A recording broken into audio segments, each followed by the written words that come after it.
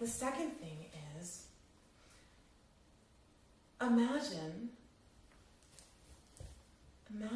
having to practice with your mother.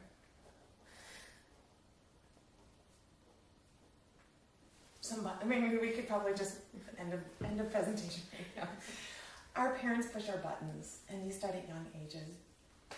So that can just give us some empathy and some compassion.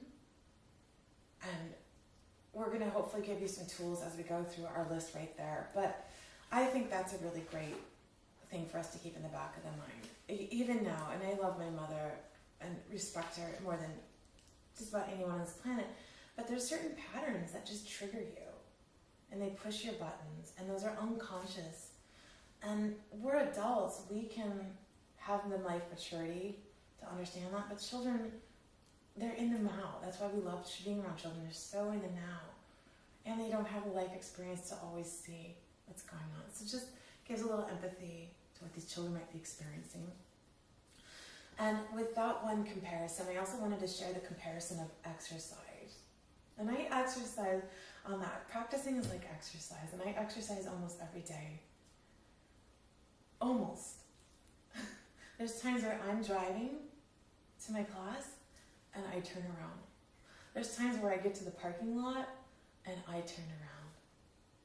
Because why? It's hard. It's hard. Sometimes until you're in rhythm doing it, it's hard. And oftentimes for myself, I say the hardest thing is getting there, isn't it? Mm-hmm. So what I like about, if you go back to the home environment, and I don't know if this is on the video, but we have instruments just hanging up in the room. You already took out one of the hardest things, which is just opening up the violin case. So again, think about the structure and just a little bit of empathy for how you as an adult, we know we should exercise, we know we should do some of these things, but they're hard.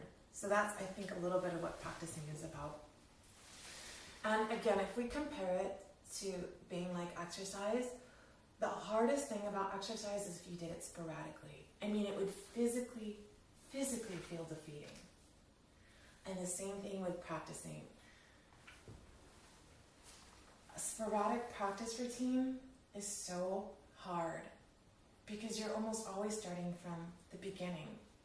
You're almost always starting from zero. There's not a momentum that builds up. So if you can examine your family's lives, and this will shift as your lives change as parents, and as your commitments come in and out, and as your children have different life commitments, and as the developmental stages change, think about finding some routine. It is recommended to have a morning practice routine. I know that could be the kiss of death for some children. Oh, sorry for that. I know. Sorry. I know, or the parents. I get that. So that is something in there. The next thing that just kind of goes on to the momentum thing, an object in motion stays in motion. That's the law of the universe. If practicing just is what is, it just is what is. We go to school in the week, we brush our teeth in the morning, we eat dinner here. Every summer we go here. We visit friends on this day of the week. This is a rhythm.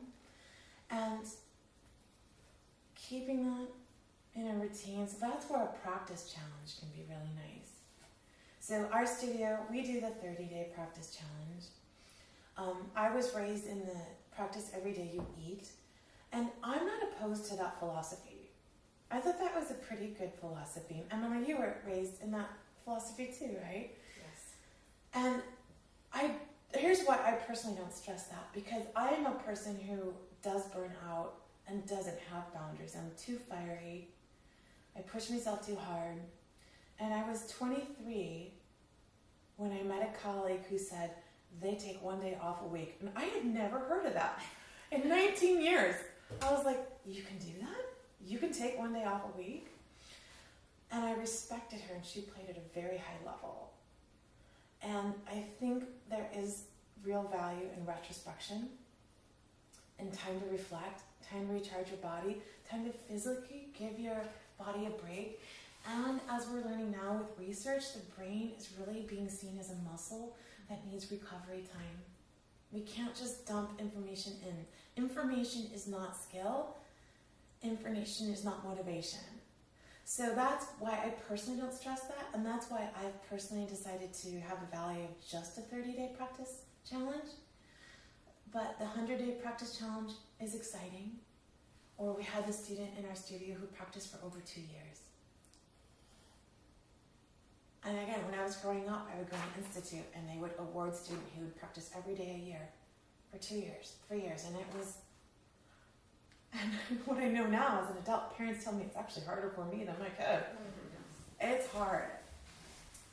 But sometimes just setting up that rhythm and then letting them experience the taste of success, because the students who've done that, they feel it and they feel good about their accomplishments. So it just gives them an experience. So it gives them a template for success.